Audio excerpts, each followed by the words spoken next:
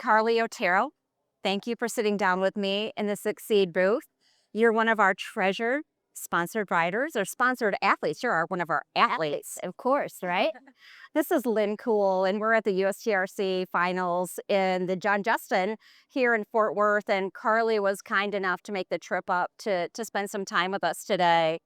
Carlee, you're on a bit of a break right now. Yeah. Getting ready to gear up and head down the road this summer.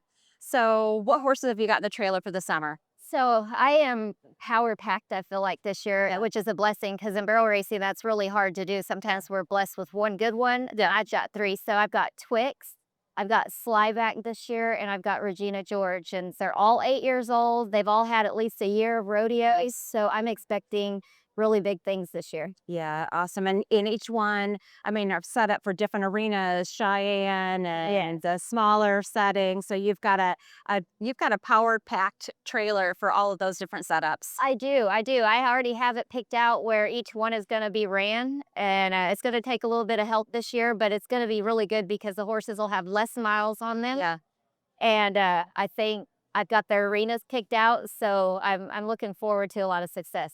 Yeah. And one of the things that you mentioned right before we get started is that the summer is when you do your best work and that you've taken a little bit of easy this spring and just gearing up towards the summer. It is. The winter it can be hectic because we go from the NFR, we have Christmas break, and then we're Denver, Odessa, and when our rodeos start, it gets busy. Yeah. So, of course, I go to the big ones, but we also have a lot of great Texas rodeos that, are 5,000 added and more. And with barrel racing, I know a lot of the guys sometimes will enter those because they don't get the entries, but barrel racing, we get 150, 200 entries just everywhere we go. So I chose this year to hit the big ones that really counted and get enough money one where I was comfortable and then let my horses just rest and then I'm gonna stay home and prepare them and make sure we're ready for summer because for myself, my confidence is in the outdoor runs, and there's a lot of money to be won. So I'm confident that I made the right decision, and I'm getting to enjoy my family. Yes.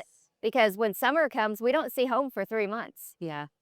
And your kids travel with you. Your two young children travel with you. And I was just talking to Tyler Wade about just that family atmosphere at the shows for the kids. Yeah. And the kids enjoy it. Oh my gosh, it is honestly a family atmosphere. And like Tyler Wade, like my boys play with Tyler's boys, Wesley Thorpe's boys. And about when they haven't seen each other probably and they realize, oh, we've been home for a month or two and they haven't seen their rodeo friends, they start asking, well, when do we get to see Matthew and when do we get to see Charlie? And so we're at that point now where when are they going to show up? Well, and that has to help you as a mother and thinking about being on the road and that lifestyle that the kids are happy. Oh, it is, and they love it. We've had some backlash from people, how social media is, and I can't believe you drag your kids and they're missing out on this, they're missing out on that, but they're really not. They play baseball, they play football, they do all the things they want to do on the road, and they're 6 and 8, and they've been to 33 states and Canada, and that's not an opportunity everybody get, right? And we try to instill that in them at how lucky they are to live this life, and now it's just become part of them. I don't know that they know anything but travel, so they get bored at home. They're like, okay, we're ready to go. I interview a lot of children, and that is like the common theme that I hear from these kids is that they love their lifestyle on the road. They love their friends that they meet along the way. They do, and it's been fun watching them grow up. Like I've got pictures from the time they were all in diapers. Up until last summer when they were big enough where we can say, hey, you boys stay right here, rope the dummy or play, and then we'll be right back. So it's been really, really fun. So talk about how do you manage, because you've got to keep a pipeline of horses at home. Yes. I mean, you've got your good horses that you're traveling with. When you're out looking for prospects, what are you looking for? And then how do you manage them at home while you're gone? So I have always felt like I've had a good eye for a good horse that has turned out. And if not, then, we pass them on. But when I'm looking for one, the first thing I look for is their body conformation, and I always look at their eye. I like a horse that has personality, and I feel like you can see that grit and that want to.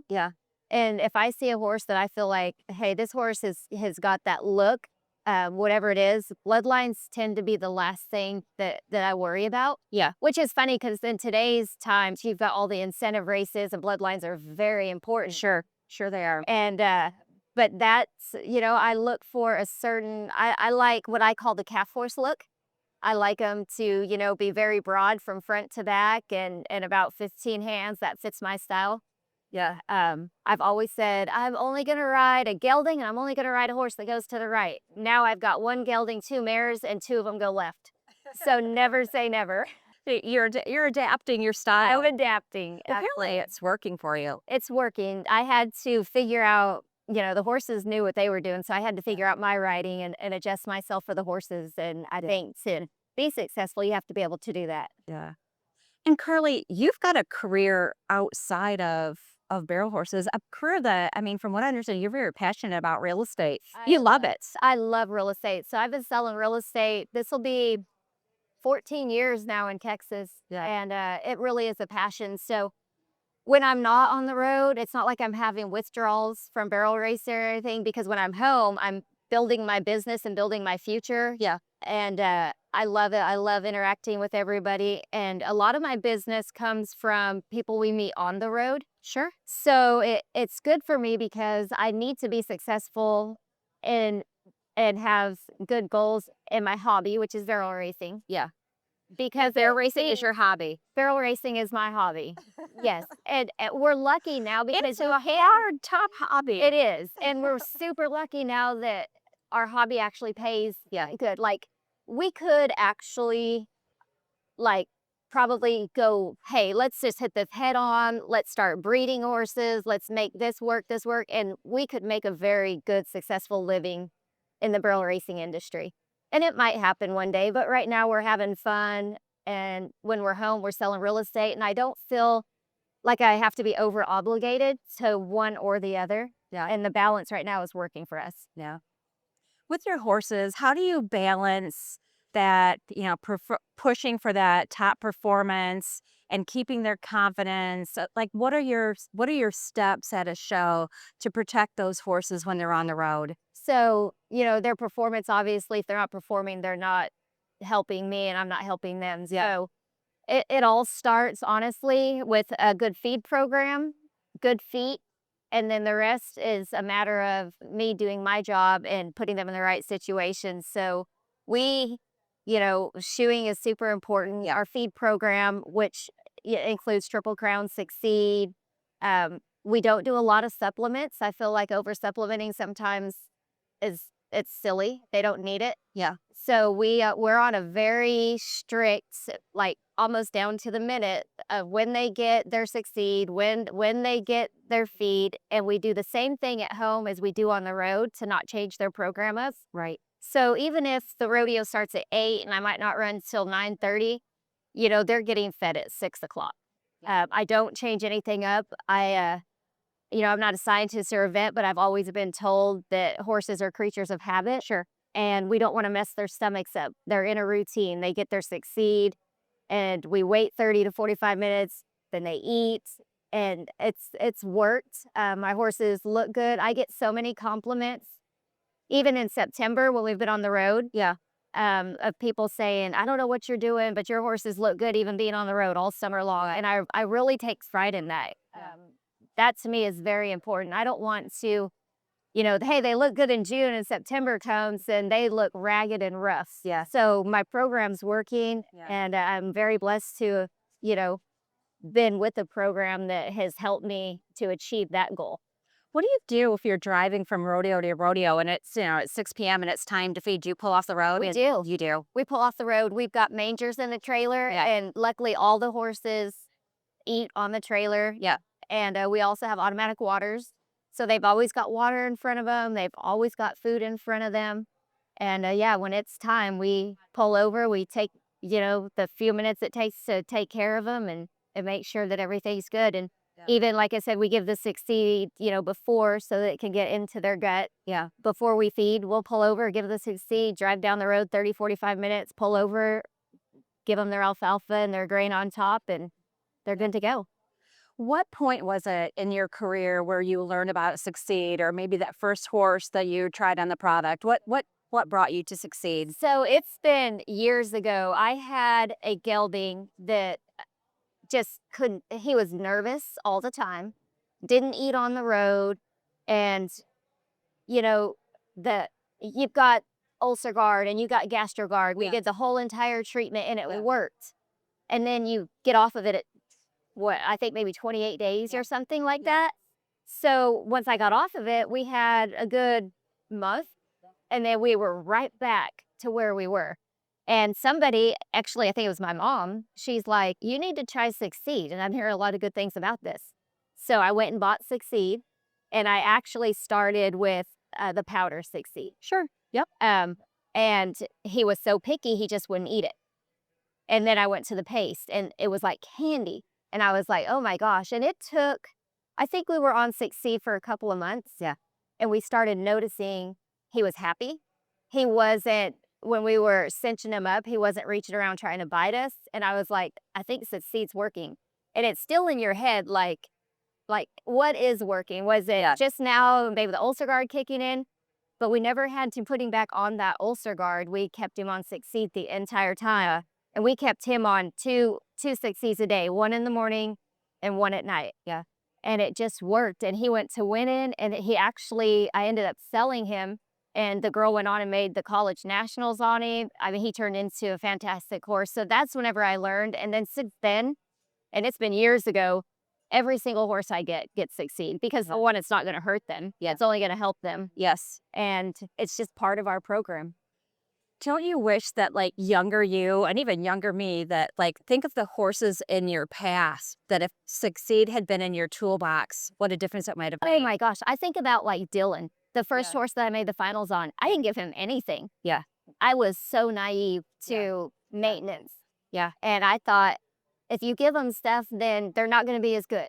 Like, we just need to let them be horses. And I Yeah. think now, I set like 12 arena records on him, but I'm like, could you imagine? His stomach was probably tore up. Yeah. And I had no clue because we fought, his weight would fluctuate on the road and we would go through, he would back off of feed. And I was always like, oh, it's just because he's tired. And now I'm like, oh my gosh, could you imagine how much more I could have won Yeah. had I been knowledgeable and took the time to learn Yeah. of what it takes to keep their athletes and to keep them happy. Yeah. No, absolutely. Yeah. How do you keep yourself happy and healthy on the road? We're kind of the same. So, of course, we love being on the road. We don't take 1 second for granted because we know at any given time it could end. Yeah. So we're happy just doing that as a family. But for us, we when Michael and I have been together 11 years now, and we first met, we were not what I would call healthy and taking care of. It was, fast food, all that we could. And then one day we were like, oh my gosh, we're aging. And he ropes calves. So he's like, I've got to take care of myself. Yeah. And we just kind of turned it around. So we work out. We try to work out at least 3 days a week, even on the road. Even on the road. And instead of fast food, if we don't have time to stop and eat at a restaurant where we can order a vegetable, then we will stock up, at a grocery store and try to get stuff that we don't feel like it's just going to weigh on us and sit on us because at the end of the day, if, we're taking care of our horses and wanting them in shape, then why aren't we taking care of ourselves? Yeah. Carlee, what do you think that we need to do to get more youth involved in the industry? I mean, right, like we talk about the pipeline of your horses and developing horses. And, one of the things that Tyler and I talked about was that so many of the kids that you see up and coming in the roping and maybe even in the barrel racing are children of barrel racers, grandchildren of barrel racers. How do you think that we can attract more people to the sport? Yeah, I think the growth in our sport and all of these interviews, and now we're televised, I think that helps a lot. Yeah. But honestly, just being good examples for these kids. Yeah. I am a diehard rodeo fan. I mean, I love rodeo.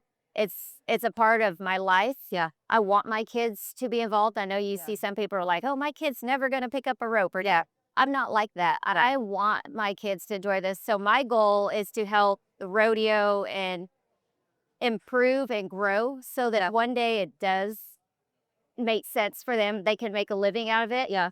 And I think to do that, we just show good examples to these kids. we teach them at a young age how to maintain yourself and your horses. Yeah. To work hard, which most rodeo kids already work pretty hard. They're a whole different breed. Yeah.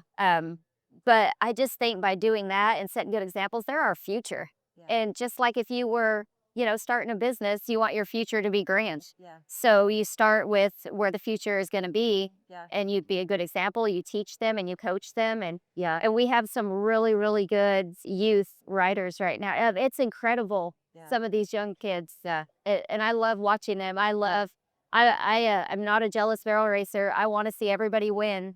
And I get so excited. I mean, I'll watch every single barrel racer, every Yeah. single team roper, calf roper, and I get excited whether I know them or not. Yeah. Just to see the improvement and the growth, and I get to Yeah. see a lot of it. Yeah. I get invited to jackpots, and I get to speak for some people, and it's fun to watch kids that I saw when they were 5, Yeah. barely loping the pattern, Yeah. to now they're 11, 12, Yeah. and they're outrunning me. I Yeah. think it's awesome. Yeah. No, that's great. And I know that you really try to keep, I mean, because social media is such a big part of society right now, and our kids are on social media. And I appreciate your social media. I follow you, and you really make an attempt to keep everything very positive. So I appreciate that about you. Yeah, well, I appreciate that too, and you have to. There's so much negativity, and it's so easy, especially in our sport, to get down on yourself Yeah. because, I mean, the reality is we're dealing with an animals. Yeah.